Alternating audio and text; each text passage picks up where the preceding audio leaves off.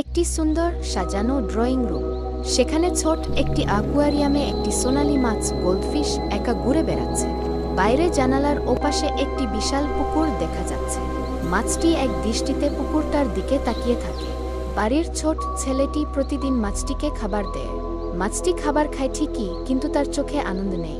সে কেবল অ্যাকুয়ারিয়ামের কাচের গায়ে বারবার মুখ ঘষে, যেন সে দেয়ালটা ভেঙে ওপাশের বড় পুকুরটায় যেতে চায়। একদিন অসাবধানতাবশত অ্যাকুয়ারিয়ামটি টেবিল থেকে পড়ে ভেঙে গেল। জল গড়িয়ে মেঝের নর্দমা দিয়ে সরাসরি বাইরের পুকুরটিতে গিয়ে পড়ল মাছটি। মাছটি প্রথমে খুব খুশি হল। সে ভাবল, অবশেষে আমি স্বাধীন। কিন্তু পুকুরে যাওয়ার কিছুক্ষণ পরেই সে বুঝতে পারল, বিশাল পুকুরে সে একদম একা। সেখানে বড় মাছেরা তাকে তাড়া করছে, জল ঘোলাটে, আর আশ্রয়ের কোনো জায়গা নেই। সে তখন অনুভব করল, স্বাধীনতা অনেক সময় কঠিন আর অনিরাপদ হতে পারে। মাছটি তখন সেই ছোট নিরাপদ কাচের ঘরটার কথা মনে করে এক ফোঁটা জল চোখের কোণ থেকে ঝরিয়ে দিল।